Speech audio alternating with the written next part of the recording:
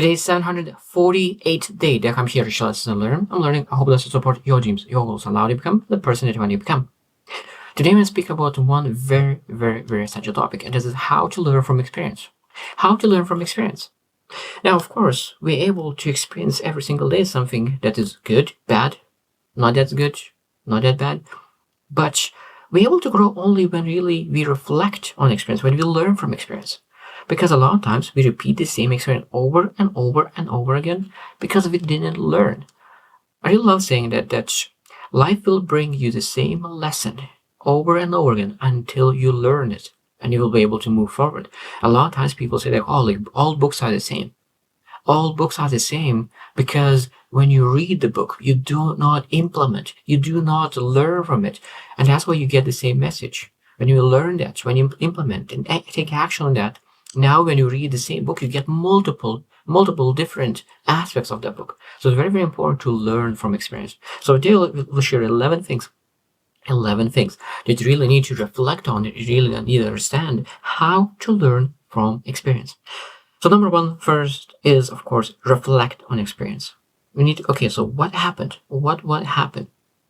So that means that we really need to understand the whole content and the context. Like what happened? What kind of information and where it happened? So that means that you really need to reflect on experience. Did you enjoy it?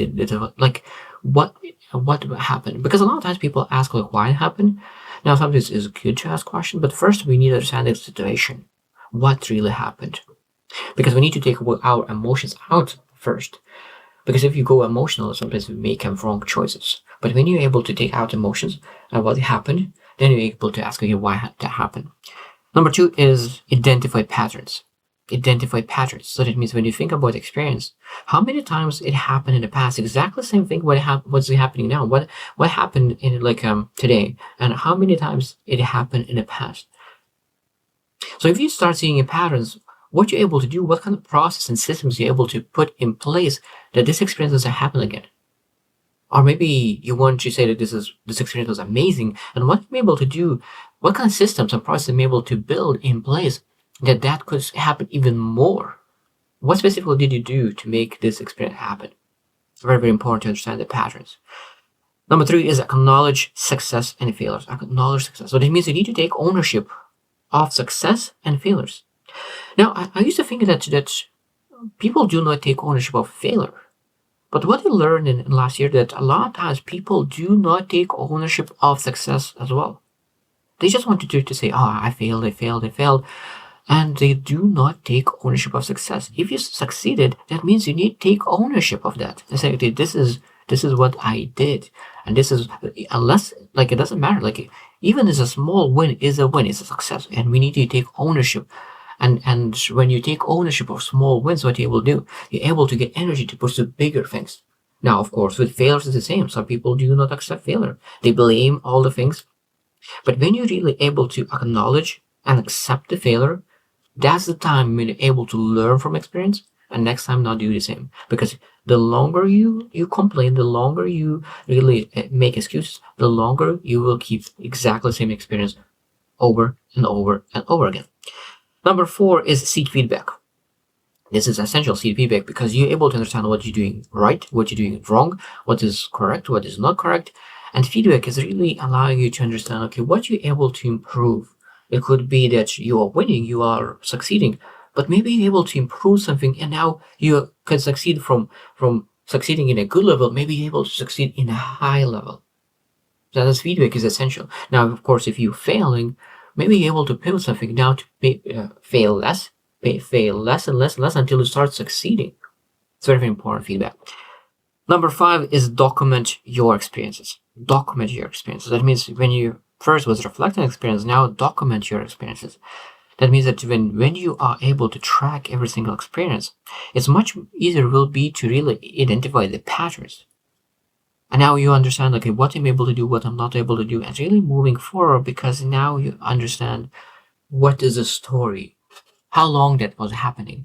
So I truly believe that most important experiences we're supposed to document because even though it was very, very bad experience, that means that you will remember and will smile what you went through to build your character And of course, it's a good experience. You will remember and again, will be joyful for all the experience that you have.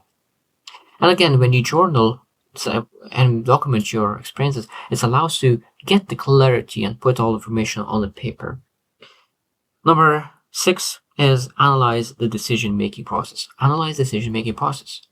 It's very, very important to understand that we are in the place based on our decision-making process and the actions that we really allow to really follow through on those decisions. But now, like if you are making decisions that is not helping you, that means maybe the first step is really understanding how you made a decision. What is the process that you made that decision? What is the decision-making process? And then look into backwards. So that means that, okay, this is what happened. This is what the experience I have. So what led to this result? What led to this experience? What I was thinking and what kind of decision-making process I had in place. Maybe I'm able to improve my decision-making process so I could not get in the same exactly experience. Or maybe if I want to have more of this experience, what did they thought in that? What kind of decision-making process led me to this amazing experience? Number 7 is consider alternative perspectives. Consider alternative perspectives. So that means that a lot of times when we are in the experience, we could say that it's good or bad, but when we start really putting ourselves out of that experience and be able to see yourself from people say that from the fly perspective or from third person perspective, and like how you could see the situation. If your friend could be in this situation, how you could see what kind of perspective you could potentially have on that. And when you're really able to detach from this station, from this experience, and start looking from different eyes, sometimes realize that it's not that bad as you thought, and you're able to really take more better actions and with a bigger picture rather than a very narrow picture. Number 8 is apply lessons to future stations. Apply lessons to future stations. So that means that when you have that experience, you really right away you need to think, okay, how I could include in my future, how I could add this information and knowledge in my future decisions, how I could take advantage of this situation, how I could take advantage of experience, failure, or success to make sure that my future becomes better. So applying lessons to the future is very essential, and that's why it's very important to document, because you know exactly what exactly lesson you learn from this experience and how you're able to implement in the future. Number 9 is adapt and improve. Adapt and improve. So that means you learn it from experience. Now it's like let's mold ourselves. Let's adapt. Let's learn and improve, get better, grow, improve. Let's try and have a different experience, because if you improved, that means you will go through that level. You improved. Now you will go and have different experiences. And you will need to learn new things. You will need to adapt again. You'll need to write down and document new experiences. Because otherwise, if you don't get, if you're not really writing down new experience, that means that you still didn't learn.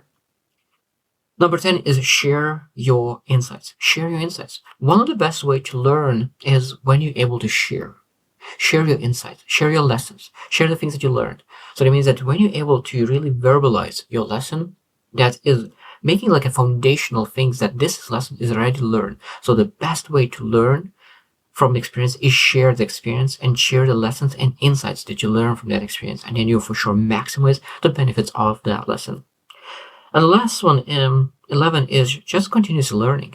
Continuous learning, improving, getting better, and getting understanding of multiple areas of your life.